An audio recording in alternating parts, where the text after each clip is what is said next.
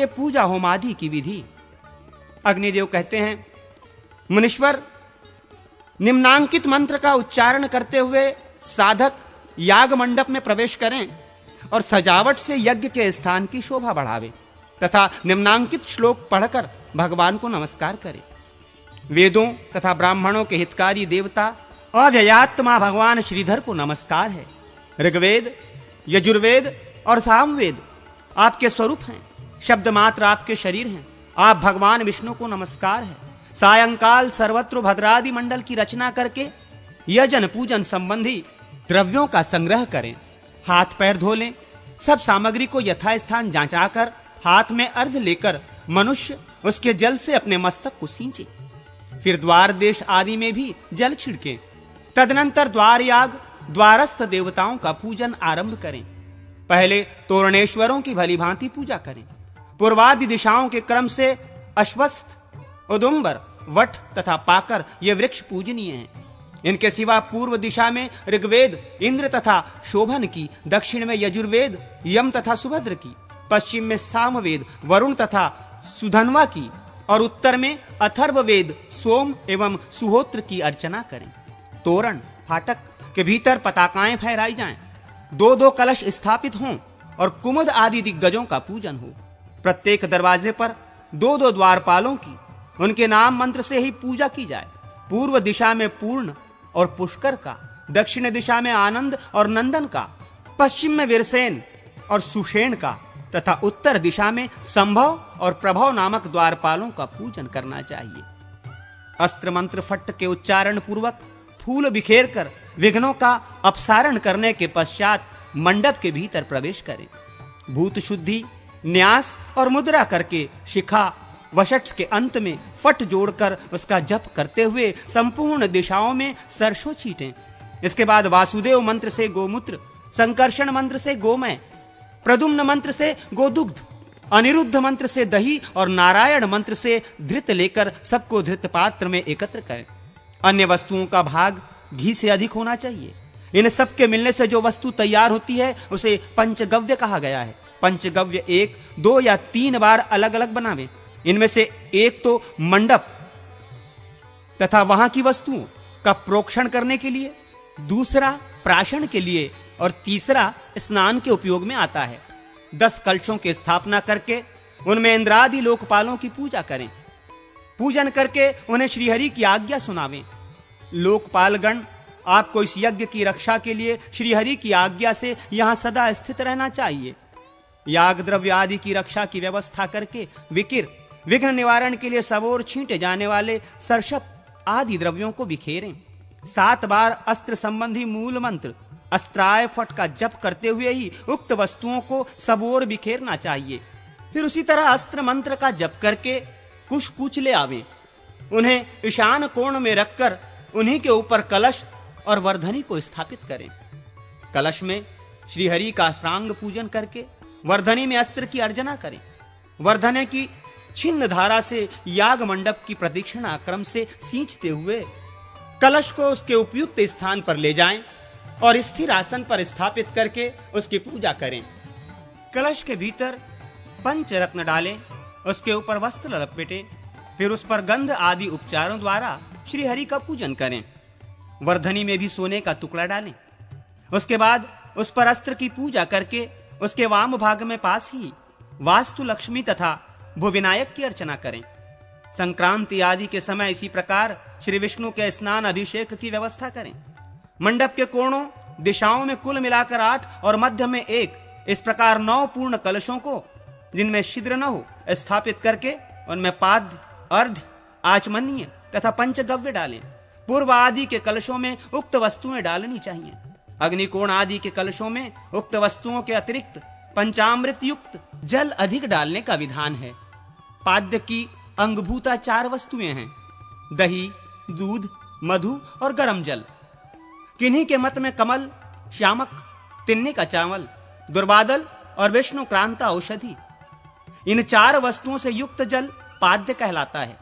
इसी तरह अर्ध के भी 8 अंग कहे गए हैं: जौ, गंध, फल, अक्षत, कुश, सरसों, फूल और तिल। इन 8 द्रव्यों का अर्ध के लिए संग्रह करना चाहिए। जाति, जायफल, लवंग और कंगोल युक्त जल का आचमन देना चाहिए। इष्ट देव को मूल मंत्र से पंचामृत द्वारा स्नान करावें। बीच वाले कलश से भगवान के मस्तक पर शुद्ध जल का छींटा दें। कलश से निकले हुए जल एवं कुचाग्र का स्पर्श करें। फिर शुद्ध जल से पाद्य, अर्घ्य और आचमनीय निवेदन करें। तत्पश्चात वस्त्र से भगवान के श्री विग्रह को पोंछकर वस्त्र धारण करावे और वस्त्र के सहित उन्हें मंडल में ले जाएं। वहां भली भांति पूजा करके प्राणायाम पूर्वक कुंड आदि में होम करें।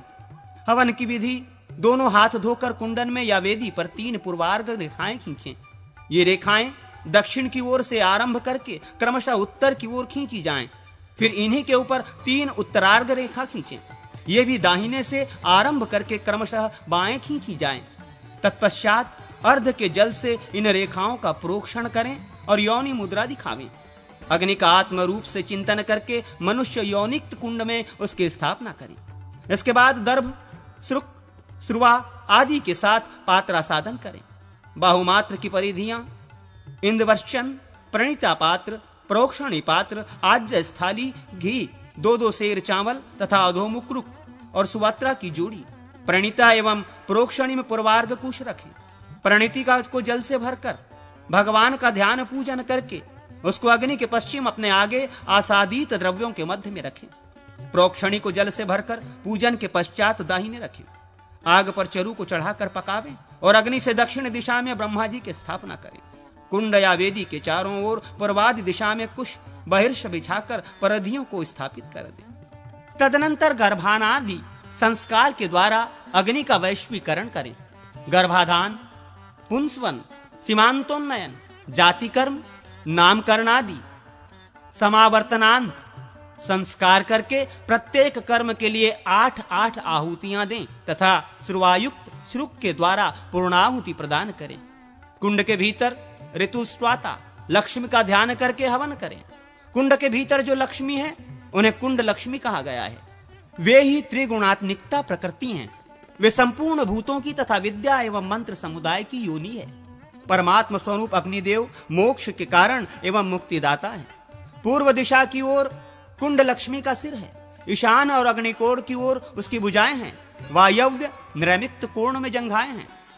उदर को कुंड कहा है तथा योनि के स्थान में कुंड योनि का विधान है। सत्व, रज और तम ये 3 गुण ही 3 मेखलाएं हैं। इस प्रकार ध्यान करके प्रणव मंत्र से मुष्टि मुद्रा द्वारा 15 समिधाओं का होम करें। फिर वायु से लेकर अग्निकोण तक आधार नामक 2 आहुतियां दें। इसी तरह आग्नेय से ईशानता तक आज्य भाग नामक आहुतियों का हवन करें।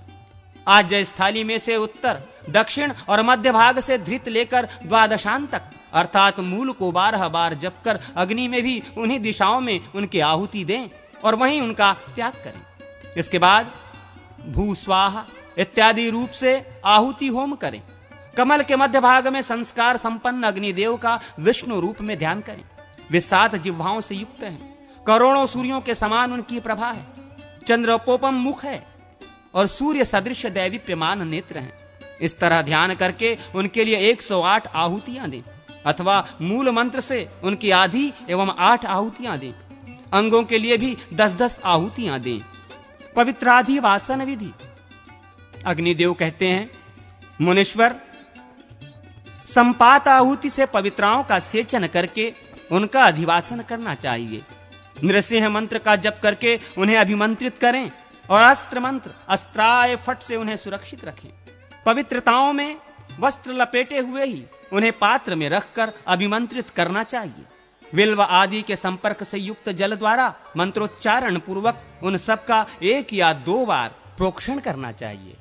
गुरु को चाहिए कि कुंभ पात्र में पवित्रताओं को रखकर उनकी रक्षा के उपदेश से उस पात्र से पूर्व दिशा में संकर्षण मंत्र द्वारा दंत काष्ठ और आंवला, दक्षिण दिशा में प्रद्युम्न मंत्र द्वारा भस्म और तिल, पश्चिम दिशा में अनिरुद्ध मंत्र द्वारा गोबर और मिट्टी तथा उत्तर दिशा में नारायण मंत्र द्वारा कुशोदक डालें। तदनंतर अग्निकोण में हृदय मंत्र से कुमकुम तथा रोचना, ईशान कोण में शिरोमंत्र द्वारा धूप, नैऋत्य कोण में शिखा मंत्र द्वारा दिव्य मूल पुष्प तथा वायव्य कोण में कवच मंत्र द्वारा चंदन, जल, अक्षत, दही और दुर्वा के दोने में रखकर छींटें। मंडप को त्रिसूत्र से आवेशिष्ट करके पुनः सब ओर सरसों बिखेरें।